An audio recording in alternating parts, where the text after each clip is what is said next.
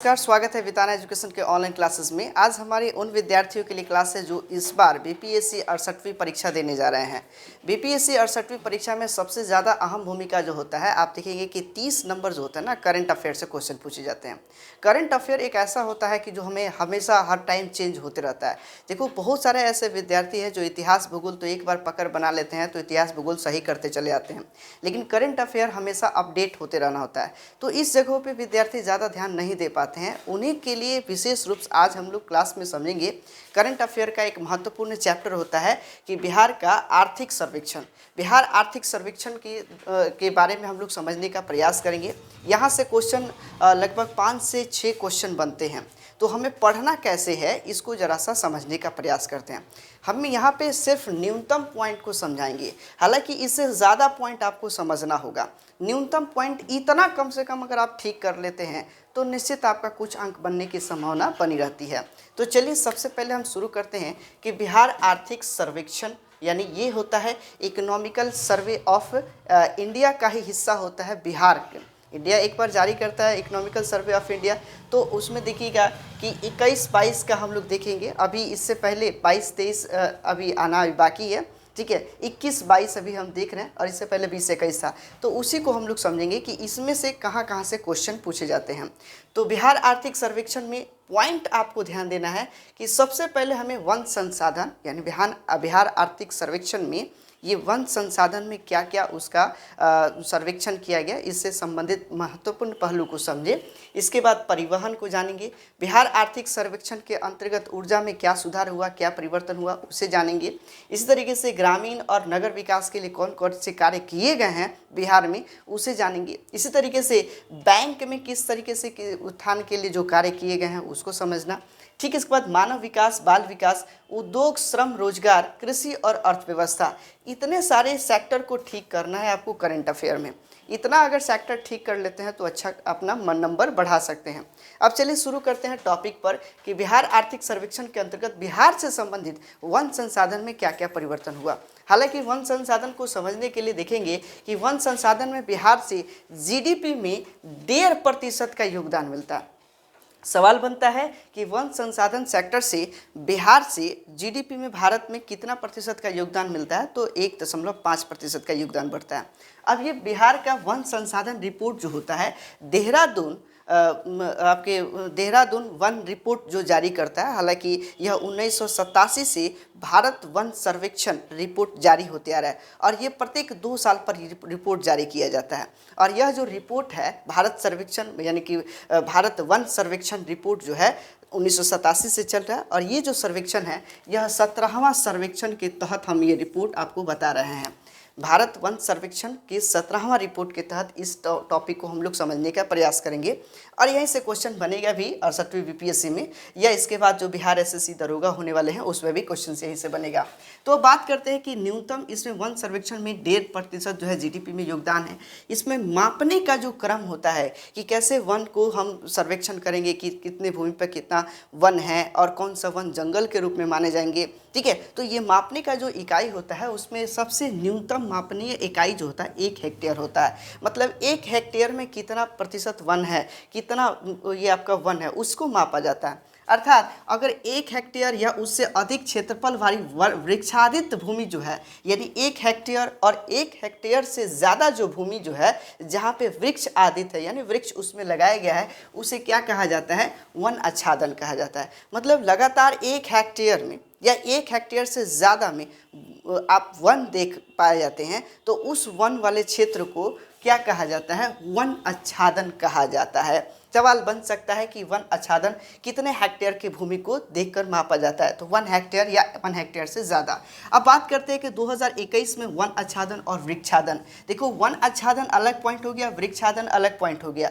One आच्छादन का मतलब होता है कि 1 हेक्टेयर से ज़्यादा है और वहाँ पर वन जो है, जंगली वन जो है वो है, तो वो वन आच्छादन।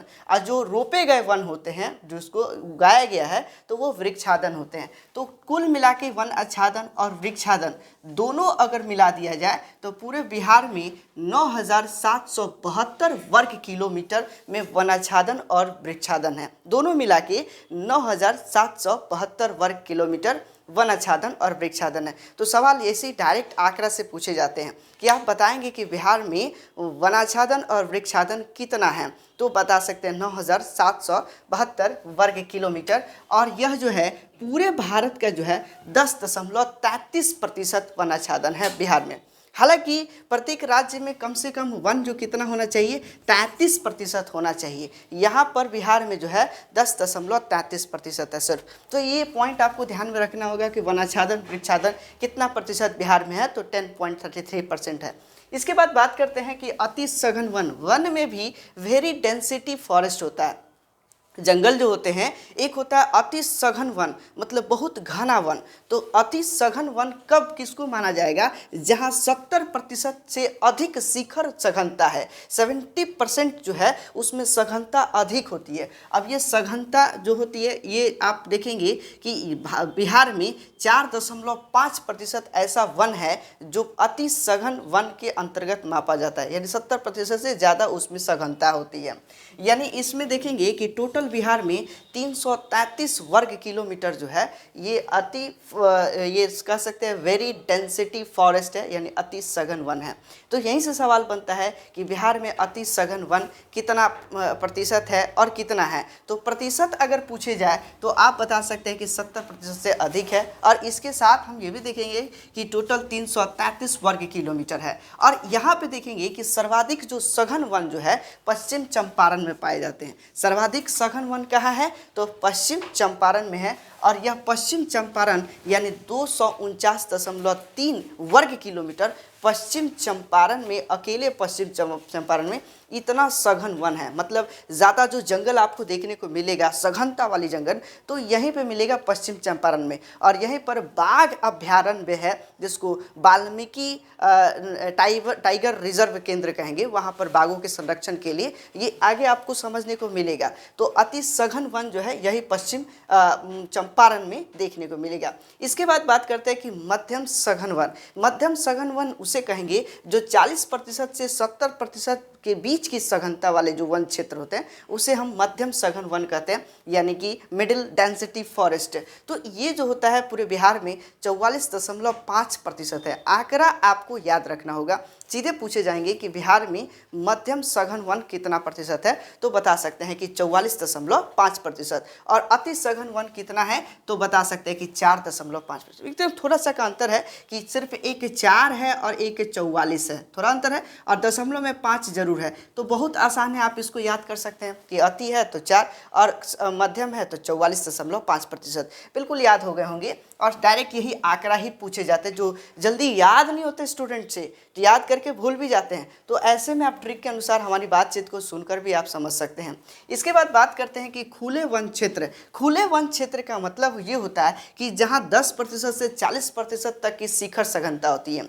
खुले वन क्षेत्र में बहुत ज़्यादा सघन वन नहीं पाए जाएंगे, वो थोड़ा सा डिफरेंसेस दिखेंगे। तो उसमें क्या होगा कि टोटल ये बिहार में 51% जो है खुले वन क्षेत्र पाए जाते हैं। सवाल आएंगे कि टोटल बिहार में खुले वन क्षेत्र कितना प्रतिशत है, तो 51% है। और ये 3762 वर्ग किलोमीटर क्षेत्र में फैला हुआ है। तो यहाँ से आंकड़ा ये भी आपको याद रखना होगा, 3762 वर्ग किलोमीटर। मेरी बातों को ज़्यादा बार बार सुनकर भी आप याद रख सकते हैं, और जब भी आप ऑप्शन आएगा तो निश्चित आप उसका सही उत्तर दे पाइएगा। 3762 वर्ग किलोमीटर क्या है, तो खुले वन क्षेत्र का जो है क्षेत्रफल जो है ये हमारा 3762 वर्ग किलोमीटर। और इसमें सबसे ज़्यादा जो खुले वन क्षेत्र है वह कैमूर डिस्ट्रिक्ट में, ध्यान रखना है कि सबसे ज़्यादा खुले वन का क्षेत्र कहाँ है, तो कैमूर डिस्ट्रिक्ट में है, यही 51% है। और इसी में देखा जाए तो वन आच्छादन के क्षेत्र में पूरे बिहार में सबसे सर्वोच्चतम स्थान जो है वही कैमूर का है। वहाँ पे खुले वन की डेंसिटी ज़्यादा है, खुले वन क्षेत्र ज़्यादा है, यानी वनाच्छादन अधिक है। तो इसलिए सबसे वनाच्छादन में सबसे पहला जिला जो है बिहार का वो कैमूर है। यहाँ से सवाल बनता है। दूसरा स्थान पश्चिम चंपारण का आता है, और तीसरा वही रोहतास का आता है, और चौथा जमुई, और पांचवा गया। तो कम से कम आपको 3 याद रखना पड़ेगा। है ना। यहाँ से सवाल बनते हैं कि बिहार में सर्वाधिक वनाच्छादन वाला क्षेत्र वाला जिला कौन सा है, तो बता सकते हैं कैमूर। और कैमूर की हालांकि अगर आंकड़ा पूछा जाए तो 1051.6 वर्ग किलोमीटर, ध्यान रखना है। और अगर पश्चिम चंपारण की आंकड़ा पूछा जाए तो 903.6 3 वर्ग किलोमीटर, याद रखना है। इस तरीके से रोहतास की बात करें तो 669 वर्ग किलोमीटर होगा। वही अगर जमुई की बात करें तो 661 वर्ग किलोमीटर होगा, 661 वर्ग किलोमीटर। और इसी तरीके से गया की बात करें तो 602 वर्ग किलोमीटर हो जाएगा। तो ये टोटल आपको वनाच्छादन का कम से कम 5, अगर नहीं भी 5 तो 3 कम से कम याद रहे। सबसे ऊंचा कौन है, तो बता सकते हैं कि सर्वाधिक जो है कैमूर में है। अब इस तरीके से आप देख सकते हैं कि वनाच्छादन का क्षेत्र। अब बात करते हैं कि जब वन की बात कर लिए तो वन में जो जीव रहते हैं उस जीव के संरक्षण के लिए अभयारण्य बनाए जाते हैं। तो अब हम यहाँ पे चर्चा करने वाले हैं वन्य जीव अभयारण्य, बिहार के प्रमुख वन्य जीव अभयारण्य जहाँ से निश्चित क्वेश्चन बनते हैं, ठीक है। और ये हमेशा समझ लीजिए कि आप बिहार दरोगा में भी इंपॉर्टेंट है, बीपीएससी में भी इंपॉर्टेंट है, बिहार की किसी भी परीक्षा में बैठ जाएंगे ना तो ये वन्य जीव अभयारण्य से 1 नंबर तो पक्का पूछ देता है। तो मैंने यहाँ पे 6 से 7 नंबर का आंकड़ा लेके चले हुए, हालांकि ये पहला स्लाइड है, एक दूसरा स्लाइड आएगा तो उसमें भी आप अच्छे तरीके से कवर कर पाइएगा।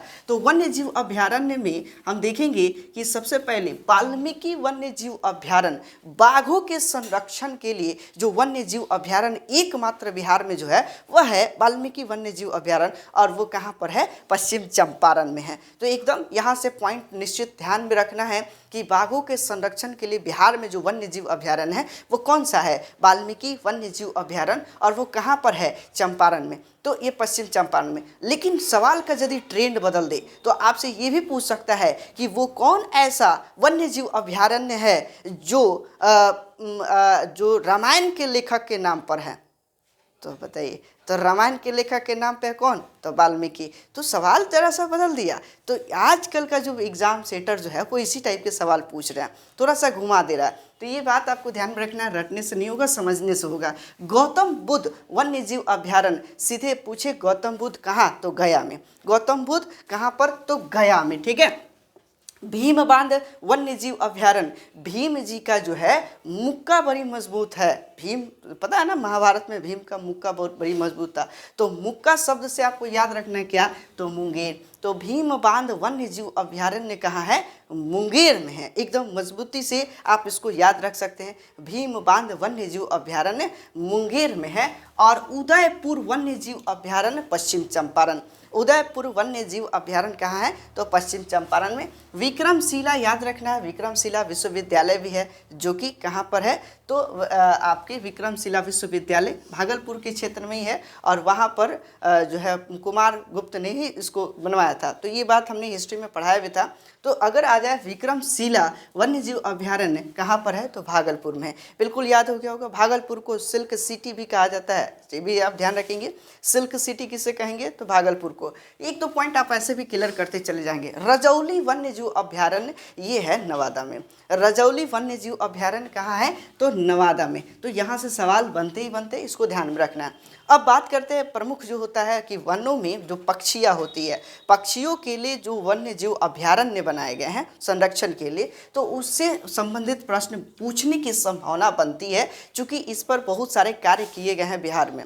तो आपको ध्यान रखना है कि कुशेश्वर स्थान पक्षी अभयारण्य कहाँ है, दरभंगा में है। कुशेश्वर स्थान पक्षी अभयारण्य दरभंगा में है, इंपॉर्टेंट है, याद रखना है। कुशेश्वर स्थान पक्षी अभयारण्य दरभंगा में।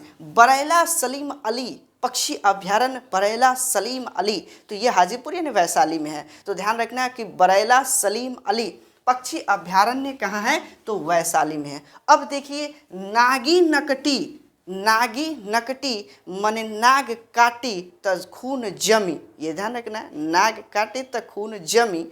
तो जमी से याद रखना है कौन सी, जमुई। ये नागी डैम पक्षी अभयारण्य कहाँ है, जमुई में है। नकटी डैम पक्षी अभयारण्य कहाँ है, तो जमुई में। दोनों एकदम याद हो गया होगा। यहाँ से निश्चित सवाल पूछेगा कि ये नागी नकटी डैम कहाँ है, चूँकि यह इम्पॉर्टेंट है। आगे बताएंगे कि क्यों इम्पॉर्टेंट है। इसके बाद बात करते हैं कि कांवर क्षेत्र वन्य पक्षी अभयारण्य जो है बेगूसराय, ये भी इम्पॉर्टेंट है। कांवर क्षेत्र पक्षी अभयारण्य कहाँ है, तो वो है बेगूसराय में।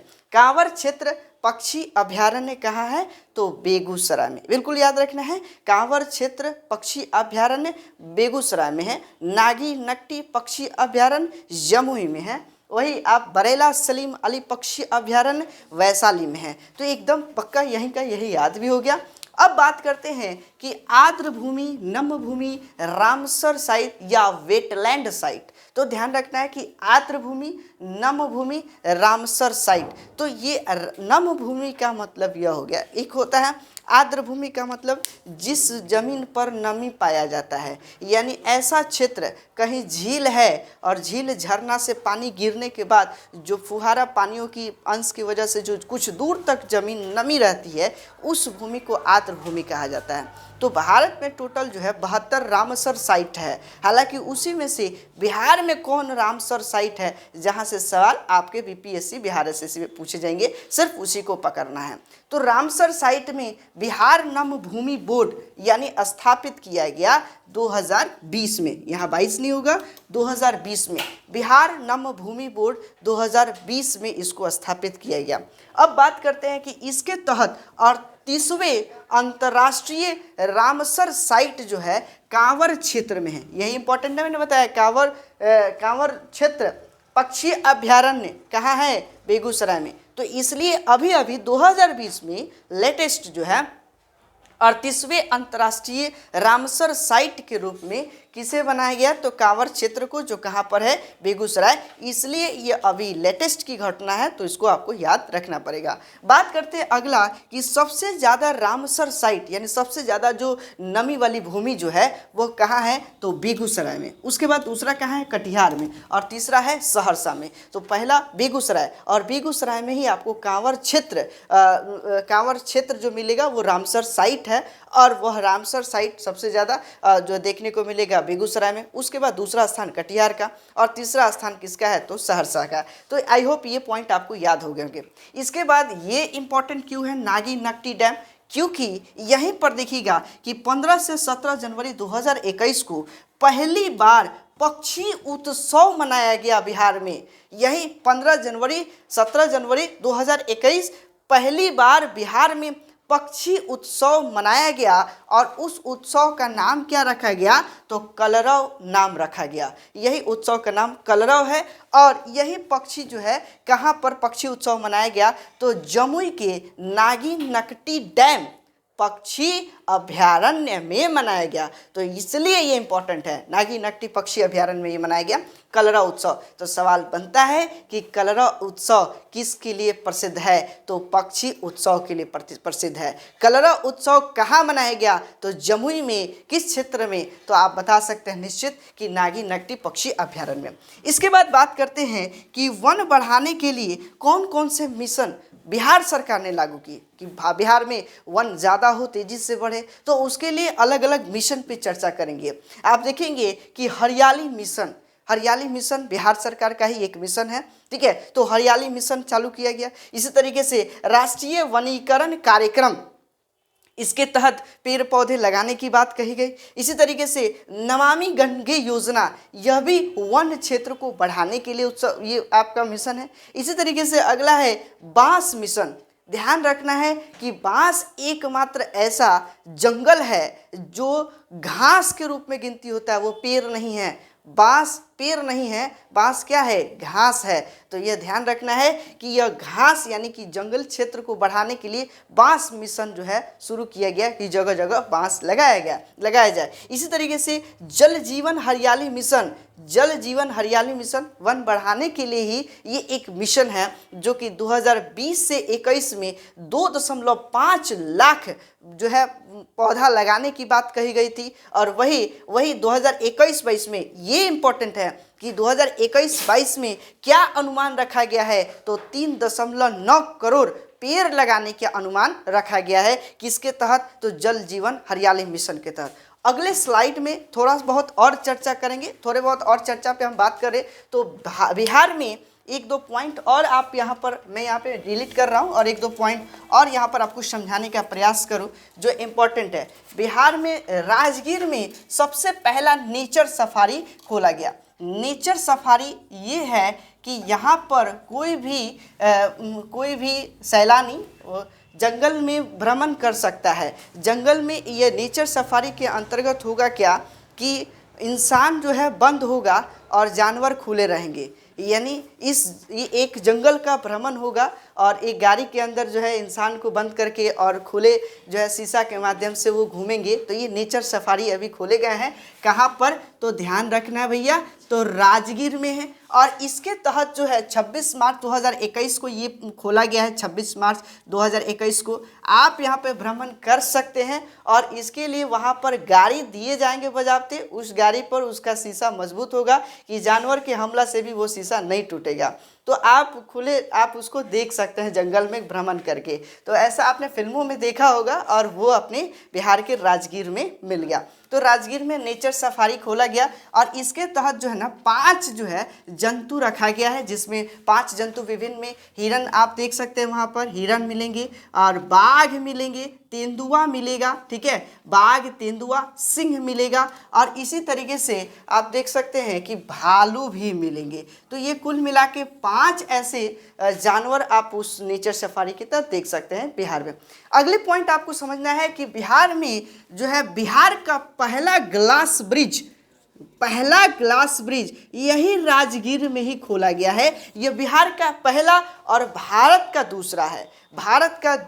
हालांकि भारत में सबसे पहले ग्लास ब्रिज जो है सिक्किम में बनाया गया। सिक्किम में जाइएगा तो वो ग्लास ब्रिज है, यानी वो पुल पूरे शीशे का है। उस पर जैसे चलेगा तो ऐसे लगेगा कि यह शीशा टूट गया और हम गिरने को है। तो एक डर की अनुभूति वहाँ पर दिखाया जाता है और वही यहाँ पर भी जो है ग्लास ब्रिज बिहार के राजगीर में बनाया गया। तो ये करंट से रिलेटेड है, आपको एकदम याद रख के ही जाना होगा बीपीएससी के परीक्षा में, बिहार एसएससी के परीक्षा में यदि आप पेपर दे रहे हैं तो। अब बात करते हैं अगला कि इसके तहत जो है 1-2 और पॉइंट आप याद रखिए कि फल्गु नदी पर एक रबर डैम बनाया गया है। चूंकि फल्गु नदी पर देखिएगा, ये कहाँ बनाया गया, किस नदी पर, तो फल्गु नदी पर। मैं जरा सा यहाँ पे जल्दी लिख रहा हूँ, फल्गु नदी, ठीक है। तो फल्गु नदी पर रबर डैम बनाया गया। हालांकि फल्गु नदी जो प्रसिद्ध है, यहाँ पितरों को तर्पण कराने के लिए पिंड दान दिया जाता है। यानी हिंदू धर्म की मान्यता है कि वहाँ पितर के लिए जो है पितृपक्ष के समय में वहाँ पिंड दान किए जाते हैं इसी नदी पर। तो इस नदी जो है फिलहाल फल्गु नदी जो है अभी सूख चुकी है, उसमें पानी नहीं है। तो पानी वहाँ पर रहे ताकि देश विदेश से कुछ सैलानी लोग वहाँ पर आए, इसके लिए यहाँ पर रबर डैम बनाया गया है ताकि रबर में पानी एकत्र रहे। तो ये रबर डैम यानी 300 मीटर लंबा ये रबर डैम बनाया गया, 300 मीटर लंबा और 3 मीटर इसकी ऊंचाई रखी गई है और उसमें जो है पानी भरता है। तो ये रबर डैम कहाँ पर है, तो फल्गु नदी, ये भी आपको ध्यान में रख कर ही जाना होगा। इसी तरीके से आगे एक और बात आप समझ लीजिए कि विश्व शांति स्तूप जो है, विश्व शांति स्तूप कहाँ पर है, ये स्तूप बौद्ध धर्म से संबंधित है। देखिए बिहार जो है सबसे ज़्यादा प्रचलित रहता है बौद्ध धर्म को लेकर। तो यहाँ से सवाल निश्चित बनता है कि विश्व शांति स्तूप कहाँ है, तो आप बता सकते हैं कि यह वैशाली में है। कहाँ है, वैशाली में। और यही विश्व शांति स्तूप के पास ही अभिषेक पुष्करणी जो है सरोवर का निर्माण किया गया। कहाँ, अभिषेक पुष्करणी सरोवर। तो यहाँ आपसे सवाल पूछा जा सकता है कि ये अभिषेक पुष्करणी सरोवर किस स्तूप के पास रखा गया है, बनाया गया है, तो आप बता सकते हैं कि विश्व शांति स्तूप के पास। हालांकि यह पूरा डेटा आप जो है मैं जितना बोल रहा हूँ सुनकर आप कहीं लिख जरूर लीजिएगा और तब परीक्षा में जाइएगा, देखिएगा, कहिएगा कि अमरजीत सर का क्लास हमने किया और हमारा अच्छा नंबर आया। अब इसके बाद चर्चा करते हैं थोड़ी बहुत और पॉइंट को कि बिजली से पूर्व की चेतावनी। 1-2 और पॉइंट करंट से रिलेटेड है कि बिजली पूर्व चेतावनी के लिए एक ऐप बिहार सरकार ने बनाया है। बिजली पूर्व चेतावनी सबसे बड़ी समस्या बिहार में देखिएगा बीच में जो है ना कि बिजली गिरना जो है, जिसको गांव में हम लोग कहते हैं लौका गिर गया है ना, तो ये वही होता है बिजली का गिरना। तो ये जो है बरसात के समय में बिजली गिरने से पूर्व एक सूचना आपको मिल जाएगी। उसके लिए बिहार सरकार ने एक ऐप बनाया और उस ऐप का नाम है इंद्रब्रज। यह ऐप इंद्रब्रज ऐप किससे संबंधित है, याद रखना है, बिजली गिरने से संबंधित एक ऐप का निर्माण किया गया, बिहार सरकार ने किया। इसी तरीके से आगे हम एक और चर्चा करते हैं कि वर्षा जो है बिहार में सर्वाधिक पूछा जाता है कि बिहार में वर्षा कितना सेमी होता है। हालांकि पूरे भारत की बात करें तो सबसे ज़्यादा वर्षा जो है आप सभी को पता भी होगा कि सर्वाधिक वर्षा कहाँ होता है, कोई बता सकता है? मासिनराम मेघालय में होता है। बिल्कुल सही जवाब आ रहा है, तो मासिनराम। हालांकि बिहार में जो वर्षा होती है वह कितना सेमी होता है ये आपसे पूछे जा सकते हैं। तो आपको ध्यान देना है कि 138.5 सेमी बिहार में वर्षा होती है। 138.5 सेमी बिहार में वर्षा होती है। इसके बाद सर्वाधिक वर्षा जो बिहार में कहाँ होता है, तो सर्वाधिक वर्षा बिहार में किशनगंज में नोट किया गया। सर्वाधिक वर्षा कहाँ नोट किया गया, तो किशनगंज में। कितना, तो अब बता सकते हैं कि 195.3 सेमी, 195.3 सेमी। दूसरा स्थान पश्चिम चंपारण का है। दूसरा स्थान कहाँ है, पश्चिम चंपारण का। पहला स्थान कहाँ है, तो किशनगंज का। अब सबसे कम जो है वह कहाँ है, तो अरवल में है। सबसे कम जो है वर्षा कहाँ पाया गया, नोट किया गया, तो अरवल डिस्ट्रिक्ट में। और अरवल में मात्र 76.9 सेमी ही वर्षा हो पाई है। इसके बाद अगले क्लास में हम लोग चर्चा करेंगे कि परिवहन से संबंधित वहाँ से जो करंट से क्या क्वेश्चन बनता है वो समझने का प्रयास करते हैं। धन्यवाद, मिलते हैं अगले क्लासेस में। Thanks a lot. जी, अगले स्लाइड में पुनः आपका स्वागत है। बिहार आर्थिक सर्वेक्षण का ये दूसरा भाग है और इस दूसरे भाग में हम आज के इस टॉपिक में समझ रहे हैं कि सड़क परिवहन। इससे पहले हमने बिहार आर्थिक सर्वेक्षण के अंतर्गत वन स्थिति रिपोर्ट को समझ लिया। इसके साथ साथ हमने आपने देखा वन स्थिति रिपोर्ट के साथ साथ बिहार में जो लेटेस्ट वन से रिलेटेड जो पॉइंट थे, जैसे वन्य जीव अभ्यारण्य, पक्षी अभ्यारण्य, और उसमें कौन कौन से जैसे नेचर सफारी, रबर डैम का कहाँ बनाया गया, ये सारी बातों को मैंने समाहित कर दिया। अब इसके बाद बात करते हैं सड़क परिवहन का। यहाँ से भी सवाल बनने का जो है एकदम स्वाभाविक रहता है बीपीएससी और बिहार एसएससी में। तो जो विद्यार्थी बीपीएससी और छठवीं का पेपर दे रहे हैं, इस पॉइंट को जरूर सुन के जाइएगा। निश्चित यहाँ से 1-2 नंबर बनने की संभावना बनती है। देखिए, बीपीएससी में 30 नंबर तक का एरिया जो होता है ना, वो एक करंट अफेयर का होता है। और ये करंट अफेयर सभी बच्चे सही नहीं कर पाते हैं। जनरली इतिहास और भूगोल बनाने वाले बहुत विद्यार्थी मिल जाएंगे, एक मेजर ऑफ स्टूडेंट मिलते हैं, सब लोग बना लेता है, लेकिन करंट अफेयर सब लोग नहीं बना पाता है, सब इसकी तैयारी नहीं कर पाते। तो आप जरूर तैयारी करके जाइएगा, जिससे आप रिजल्ट लेकर आइए।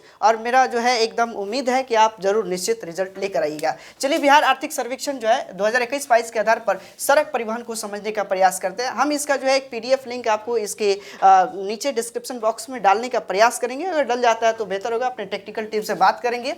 डाल देते हैं लोग तो जरूर आप उससे भी आप देखकर समझ सकते हैं। बात करते हैं कि भारत में बिहार की कुल सड़क की लंबाई, भारत में बिहार की कुल सड़क की लंबाई कितनी है, यह बनने की, यह सवाल आने की संभावना है। तो बता सकते हैं कि 2.91 लाख किलोमीटर बिहार में कुल सड़क की लंबाई है। बिहार में कुल सड़क की लंबाई भारत में, भारत के आधार पर कितना है, तो 2.91 लाख किलोमीटर। और ये भारत के कुल सड़क लंबाई का ये 8वां स्थान है। भारत में कुल सड़क लंबाई में जो है इसका 8वां स्थान है। वही पक्की सड़क जो है 1.64 लाख किलोमीटर है। हालांकि मैंने कुल सड़क की बात बताई 2.91 लाख, जिसमें से 1.64 लाख क्या है, पक्की सड़क है। और पूरे भारत में पक्की सड़क की तुलना के आधार किया जाए तो बिहार का जो है इसमें 10वां स्थान है, यानी इसमें थोड़ा सा पीछे है, पक्की सड़क अभी पूरी तरह से नहीं है। तो पक्की सड़क में 10वां स्थान बिहार का स्थान है। तो सवाल पूछे जा सकते हैं कि भारत में बिहार का सड़क के निर्माण में या सड़क की तुलना में कितना स्थान है, तो 10वां स्थान है पक्की सड़क के अनुसार। और पूरे सड़क ले लिया जाए तो उसमें इसका स्थान कितना है, 8वां। अब हम इसके घनत्व की बात करते हैं कि 1000 वर्ग किलोमीटर में यानी सड़क का घनत्व कितना होता है। अब सड़क घनत्व के स्थान पर बिहार का जो स्थान है वो 3रा स्थान है पूरे भारत में। ये घनत्व को जरा समझने के बाद समझने का प्रयास करेंगे। अर्थात मान लीजिए कि 100 किलोमीटर और 10 किलोमीटर के रेंज में, ये 10 किलोमीटर हो गया और ये 100 किलोमीटर हो गया।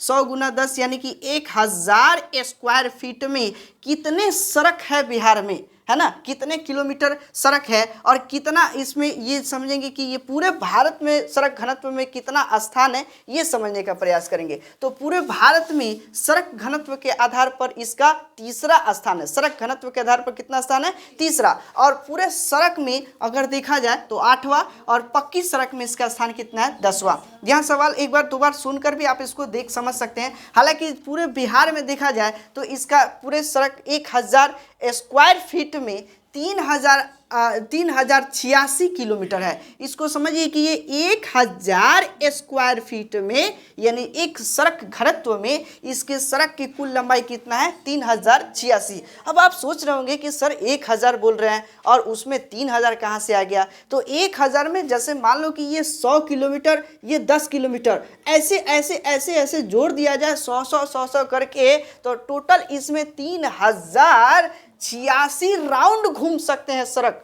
3086 राउंड किलोमीटर जो होता है ना, उतना किलोमीटर घूम सकते हैं 1000 आपकी वर्ग किलोमीटर, यानी घनत्व के आधार पर इसका कितना किलोमीटर है, 3086 किलोमीटर बिहार। और वही सर्वाधिक देखा जाए तो सबसे ज़्यादा घनत्व जिस सड़क का जो घनत्व है वो कहाँ है, तो केरल में है 6617 किलोमीटर, यानी सर्वाधिक घनत्व के आधार पर सड़क जो है वह भारत में केरल का पहला स्थान है। और वही हम देखेंगे बिहार का इसमें तीसरा स्थान है। और दूसरा स्थान किसका है, तो पश्चिम बंगाल का। पश्चिम बंगाल का जो सड़क घनत्व है वो 3708 किलोमीटर है। तो ध्यान रखना है, यहाँ से आंकड़ा पूछे जा सकते हैं। विशेष तौर पे तो बिहार से निश्चित ही एक पॉइंट रहता ही रहता है कि बिहार में सड़क घनत्व के आधार पर बिहार की सड़क लंबाई कितनी है, तो सड़क घनत्व के आधार बोल दिया तो 3086। और यह पूछ दे कि पूरे भारत भर में बिहार में सड़क की लंबाई कितनी है, तो बता सकते हैं कि 2.91 लाख। और अगर पक्का सड़क बोल दे तो 1.64 लाख। कच्चा सड़क बोल दे तो इसी में से घटा लीजिए, जो आंसर आ जाए वही आपका कच्चा सड़क है। हालांकि कच्चा सड़क नहीं पूछेगा, जो अच्छी बात होती है वही पूछता है बिहार सरकार। तो ये ध्यान रखना है कि पक्की सड़क निश्चित पूछेगा, तो यहां से पूछ सकता है। इसके बाद बिहार में घनत्व के आधार पर कितना स्थान है वो भी पूछे जा सकते हैं। सर्वाधिक घनत्व के आधार पर केरल 1 नंबर में, दूसरा पश्चिम बंगाल और तीसरा हमारा क्या है, बिहार है। इसके बाद बात करते हैं कि राष्ट्रीय राजमार्ग। तो राष्ट्रीय राजमार्ग मतलब नेशनल हाईवे। नेशनल हाईवे जो है, नेशनल हाईवे में सबसे कुल लंबाई भारत में बिहार का जो है 5421 किलोमीटर है। पूरे बिहार की बात करें तो कुल सड़क लंबाई जो राष्ट्रीय राजमार्ग है वह कितना किलोमीटर चलती है बिहार में, तो 5421 किलोमीटर, यानी 5421 किलोमीटर चलता है। और पूरे भारत में राष्ट्रीय राजमार्ग की सड़क लंबाई की बात करें तो सबसे ज्यादा सड़क लंबाई फर्स्ट स्थान पर आता है महाराष्ट्र का।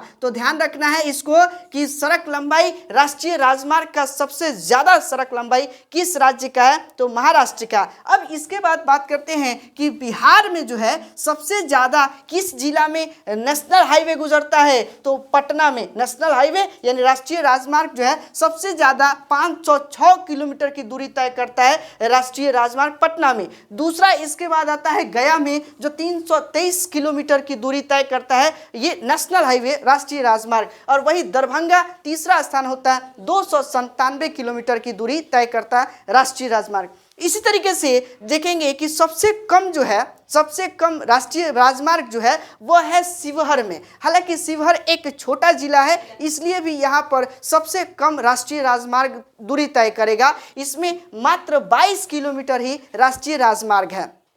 नेशनल हाईवे जो है वह 22 किलोमीटर है। इसके बाद जो है शेखपुरा है, सबसे न्यूनतम से थोड़ा सा ऊपर आए तो ये 46 किलोमीटर, ये इसमें राष्ट्रीय राजमार्ग है। और वही तीसरा जो है लखीसराय। तो आपसे पूछे जा सकते हैं कि न्यूनतम दूरी वाले सड़क जो राष्ट्रीय राजमार्ग से संबंधित है बिहार के किस जिला में है, तो न्यूनतम दूरी आपका क्या हो जाएगा, शिवहर। और उसके बाद दूसरा स्थान क्या हो जाएगा, शेखपुरा। और तीसरा हमारा हो जाएगा लखीसराय। तो लखीसराय आपको ध्यान रखना सबसे कम। अब बात करते हैं राज्य उच्च पथ की। एक होता है कि नेशनल गवर्नमेंट जो होती है ना वो नेशनल हाईवे बनाती है, और राज्य सरकार जो होता है ना हाईवे जो बनाता है राज्य उच्च पथ। हाईवे का मतलब होता है उच्च पथ। तो राज्य हाईवे पथ के आधार पर सबसे 1 नंबर स्थान जो है महाराष्ट्र का है। यानी महाराष्ट्र में सबसे ज्यादा राज्य हाईवे बना हुआ है, राज्य उच्च पथ बना हुआ है। तो 1 नंबर स्थान किसका भैया, तो महाराष्ट्र का है। और बिहार में बात करें तो 4006 किलोमीटर बिहार सरकार द्वारा राज्य मार्ग यानी हाईवे बनाया गया, बिहार राज्य उच्च पथ बनाया गया 4006 किलोमीटर। जिसमें सबसे ज्यादा जो है, सबसे ज्यादा पटना में बनाया गया 219 किलोमीटर बिहार राज्य उच्च पथ बनाया गया। इसके बाद पटना के बाद गया जिला में देखेंगे कि 210 किलोमीटर, और दरभंगा जिला में 209 किलोमीटर बनाया गया। तो 1 नंबर राज्य उच्च पथ में कौन सा जिला है, तो पटना है। और पूरे भारत की बात करें तो कौन सा राज्य है, तो महाराष्ट्र है। अब बात करते हैं अगला कि ग्रामीण सड़क नेटवर्क, यहाँ से भी सवाल बनने का एकदम स्वाभाविक है, यहाँ से निश्चित पूछे जाएंगे, नोट कर लीजिएगा और फिर बीपीएससी का पेपर हो जाए उसके बाद हमसे मिलिएगा। देखिए 7 निश्चय योजना के तहत ग्रामीण सड़क के नेटवर्क को बढ़ाने के लिए सुलभ संपर्कता एक नारा दिया गया। ये 7 निश्चय योजना 2 भाग 2 है। इसके पहले 7 निश्चय योजना भाग 1 था 15 से 20 और उसके बाद 20 से लेकर 25 की जो बात हो गई, ये 7 निश्चय योजना भाग 2 है, जिसमें ग्रामीण सड़क को सुदृढ़ीकरण और सड़क को बढ़ाने के लिए कौन सा नारा दिया गया है, तो सुलभ संपर्कता। यहाँ से सवाल बनने की एकदम संभावना बनती है। इसके बाद बात करते हैं ग्रामीण सड़क नेटवर्क में बिहार में 2,58,800 किलोमीटर जो है सड़क ग्रामीण सड़क बनाया गया, 2,58,800 किलोमीटर। हालांकि ये आंकड़ा बहुत इंपॉर्टेंट नहीं है, लेकिन ये नारा इंपॉर्टेंट है। सुलभ संपर्कता किसके लिए नारा दिया गया है 7 निश्चय योजना में, तो ग्रामीण सड़क जो है बनाने के लिए। अब इसी में बात करते हैं कि बिहार में कच्ची सड़क जो है सबसे ज़्यादा कहाँ पर है, अररिया में है, और उससे थोड़ा सा कम जो है आप देखेंगे सहरसा में है। तो अररिया में 28.4 और सहरसा में 27.4, 27-28% आपको ध्यान रखना है, सिर्फ 0.4 जोड़ लेना है। तो सबसे ज़्यादा यानी सर्वाधिक अररिया में 28.4%, उससे थोड़ा सा कम दिखेगा तो आपके सहरसा में मिल जाएगा। अब बात करते हैं ये परिवहन चैप्टर में ही आपको रेल परिवहन, उसके बाद वायु परिवहन और डाक से संबंधित पॉइंट को समझना है। तो रेल परिवहन में भारत में कुल रेल मार्ग की लंबाई, देखो भारत में कुल सड़क मार्ग की लंबाई नहीं पूछेगा, चूंकि सड़क मार्ग जो है हमेशा अप टू डेट होते रहता है, टाइम टू टाइम बदलते रहता है, लेकिन रेल मार्ग हमेशा पटरी नहीं बढ़ते जाएगा, हमेशा स्टेशन नहीं बढ़ते जाएगा, तो इसलिए रेल मार्ग की लंबाई पूछने की संभावना बनती है। तो आपको ध्यान रखना है कि 67,956 किलोमीटर। मेरा वीडियो 1 से 2 बार देखकर आप इसको स्पष्ट कर सकते हैं। ये नहीं हो जाएगा 67,956 किलोमीटर। इसके बाद बिहार में जो है रेल मार्ग की लंबाई 3,794 किलोमीटर हो जाएगा। ध्यान रखना है बिहार में कितना हो जाएगा 3,794 किलोमीटर। ये आंकड़ा इंपॉर्टेंट है। अभी आपको बोर फील हो रहा होगा, लेकिन आंकड़ा आपसे स्पष्ट पूछे जाते हैं बीपीएससी में, तो यही आपको कवर करना है। एक बार देख लो, 2 बार देख लो, लेकिन इसको देखकर याद कर लीजिए, इसको घोर के पी जाइए, जिससे आपका बीपीएससी निकल जाए। चलिए हम आपकी तैयारी के लिए लगे हुए। बीपीएससी बिहार आपके 3,794 जो है किलोमीटर रेल मार्ग की लंबाई है, और पूरे भारत में देखा जाए तो बिहार का स्थान कितना है, 9वां। सड़क के स्थान पर कितना है, तो 8वां, और वही पक्की सड़क पूछ दे तो 10वां, रेलवे के स्थान पर पूछ दिए तो 9वां। तो 1-2-3 पॉइंट आपको एकदम याद हो गया होगा कि 9वां रेलवे यानी 9th स्टेज जो है बिहार का स्थान है। बिहार में सबसे लंबा प्लेटफॉर्म, सवाल पूछ दिया कि बिहार में सबसे लंबा प्लेटफॉर्म, वहां ऑप्शन में आपका खड़गपुर भी दे देगा, ऑप्शन में गोरखपुर भी दे देगा, कोल्लम भी दे देगा, और एगो सोनपुर भी दे देगा। तो बिहार के लिए सबसे बड़ा जो आपका रेलवे प्लेटफॉर्म है वो कौन सा है, सोनपुर है। इसकी कुल लंबाई कितनी है, तो 738 मीटर है। कुल लंबाई कितनी है, 738 मीटर। हालांकि यह विश्व के स्थान पर देखा जाए तो इसका टोटल स्थान जो है 10वां स्थान है। ये सोनपुर का विश्व में 10वां स्थान है। और यही 1 नंबर में देखा जाए तो गोरखपुर आपको मिलेंगे 1366.4 मीटर, और इसके बाद देखिएगा कोल्लम होगा 1180.5 मीटर, और इसी तरीके से खड़गपुर हो जाएगा 1072.5 मीटर। तो ये आप समझ सकते हैं कि बिहार में सबसे लंबा प्लेटफॉर्म, रेलवे प्लेटफॉर्म कौन है, वो पूछे जाएंगे। एक और सवाल इंपॉर्टेंट बनने की संभावना है, क्योंकि यहाँ से देखिएगा कि अभी लेटेस्ट ये सड़क बना है, यानी बिहार का सबसे लंबा रेल सह सड़क पुल, यानी एक ऐसा पुल जिसके नीचे रेल चलेगी और उसके ऊपर सड़क गाड़ियां चलेगी। तो रेल सह सड़क पुल, एक ऐसा पुल जो नीचे रेल है ऊपर सड़क है, तो रेल सह सड़क पुल बिहार का पहला एकमात्र जो है जेपी सेतु पुल है, जो पटना सोनपुर में देखिएगा कि दीघा ब्रिज के नाम से भी इसे जाना जा रहा है, और यही 4,556 मीटर की दूरी पर ई बनाया गया है, नीचे रेल, ऊपर आपका नॉर्मल वाहन जो चलते हैं वो चला सकते हैं सड़क पे। इसी तरीके से अगर भारत पे पूछा जाए तो भारत में यही रेल सड़क पुल सबसे पहले बोगीबील ब्रिज, सबसे पहला कौन है? बोगीबील ब्रिज। कहाँ है? असम में। बोगी मतलब ट्रेन की बोगी और बिल का मतलब एक सुरंग होता है, तो वो जो पुल बनाया गया वही बोगीबील ब्रिज। ये कहाँ है? तो असम में। एकदम आपको याद हो गया होगा। आगे बात करते हैं कि यह देखेगा कि 3 ब्रॉडगेज का कि भारत का सबसे बड़ा रेलवे पुल, एक ऐसा रेलवे पुल, जनरली रेलवे पुल जो होते हैं ना, आप देखिएगा कि 2 ही ऐसे होते हैं, एक जाने वाला एक आने वाला। पुल का मतलब ये होता है कि एक जा रही है एक आ रही है, लेकिन 3 ब्रॉडगेज, ब्रॉडगेज का मतलब ट्रेन की 2 पटरियां एक ब्रॉडगेज,